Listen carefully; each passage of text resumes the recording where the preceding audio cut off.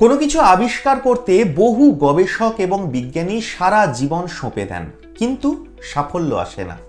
অথচ কিছু মানুষ এতই ভাগ্যবান যে তারা মাত্র কয়েকদিন বা কয়েক মাসের মধ্যেই গুরুত্বপূর্ণ আবিষ্কার করে ফেলেন। এমনই এক ব্যক্তির গল্প ভাইরাল হয়েছে সোশ্যাল মিডিয়ায়। ওই ব্যক্তির নাম ক্লিফোর্ড কোলথার্ড, যিনি অস্ট্রেলিয়ার বাসিন্দা।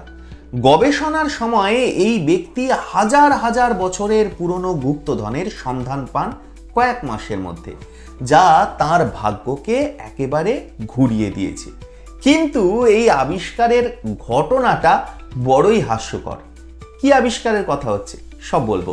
এই গুরুত্বপূর্ণ প্রতিবেদন শেষ অবধি দেখুন। আমি দীপেন্দু, দ্য নিউজ বাংলা লাইভে আপনাদের স্বাগত জানাই।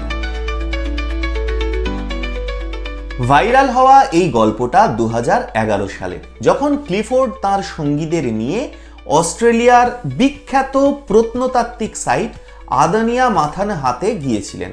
তারা সকলেই ছিলেন লা ট্রোব ইউনিভার্সিটির ছাত্র। ক্লিফোর্ড এবং তার বন্ধুরা আশা করেছিলেন অনুসন্ধান করে নিশ্চয়ই কিছু না কিছু পাওয়া যাবে, যদিও এর কিনারা হচ্ছিল না কিছুতেই। এরপর হঠাৎ সেই তাজ্জব করা ঘটনা। অনুসন্ধানের সময় ক্লিফোর্ডের একদিন বেশ প্রাকৃতিক বেগ এলো, মানে টয়লেট পেল। জঙ্গলের মধ্যে একটা নির্জন জায়গা দেখে টয়লেট ব্যবহারের সিদ্ধান্ত নেন ক্লিফোর্ড টয়লেট করতে এসে দেখলেন যে সেটা একটা নির্জন গুহা। মনোযোগ সহকারে দেখতে লাগলেন এবং দেখলেন এই ফাঁকা গুহার দেওয়ালে একটা ভিন্ন ধরনের শিল্পকর্ম তৈরি করা হয়েছে। শুধু তাই নয়, গুহার ছাদে কালিও ছিল, যা থেকে বোঝা যায় যে একসময় এখানে মানুষ বসবাস করত এবং তারা গুহায় খাবারও রান্না করত। এমন অবস্থায় ক্লিফোর্ড সঙ্গে সঙ্গে তার দলকে সেখানে ডাকেন। ক্লিফোর্ডের দল গুহা খনন শুরু করেন। অল্প সময়ের মধ্যে তার চোখ জ্বলে উঠল, কারণ তিনি 50,000 বছরের পুরনো সরঞ্জাম এবং অস্ত্র খুঁজে পেয়েছেন, যা গুপ্তধনের চেয়ে কিন্তু কোনো অংশেও কম নয়। এই আবিষ্কার তার ভাগ্যকেও উজ্জ্বল করেছে। অনুসন্ধানে আরও অনেক সত্যও প্রকাশ পেয়েছে। এই সময়ে তিনি জানতে পারেন যে এই স্থানটা অস্ট্রেলিয়ার প্রাচীনতম প্রত্নতত্ত্বের স্থানগুলোর মধ্যে একটা।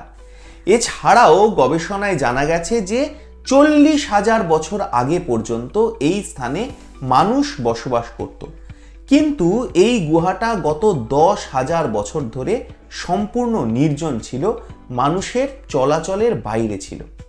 ক্লিফোর্ড এবং তার দল তাদের আবিষ্কারে খুব খুশি হয়েছিলেন। তারা গুহার ভিতরে এবং চারপাশে খনন করতে থাকেন।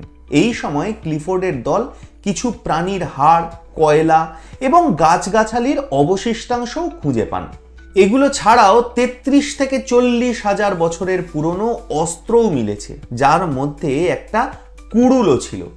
এই সব মাটি থেকে বের করা হয়েছে এবং ওই ক্লিফোর্ড এবং তার সঙ্গীরা সকলে মাটি খুঁড়ে সেগুলো বের করেন। ক্লিফোর্ডের দল সেখান থেকে 16টা ভিন্ন ভিন্ন প্রাণীর দেহাবশেষও খুঁজে পেয়েছেন। অতএব ক্লিফোর্ড কিন্তু সত্যি ভাগ্যবান। তিনি সেখানে টয়লেট করতে না গেলে এত বড় আবিষ্কার হয়তো হতোই না, তাই না? আপনারা কি বলেন? আপনাদের মূল্যবান এবং গুরুত্বপূর্ণ মতামত জানান দ্য নিউজ বাংলা লাইভের কমেন্ট সেকশনে। আর দেখতে থাকুন দ্য নিউজ বাংলা লাইভ। দুর্নীতি রাজনীতির বাইরে এই ধরনের সব খবর জানতে চোখ রাখুন কেবলমাত্র দ্য নিউজ বাংলা লাইভে।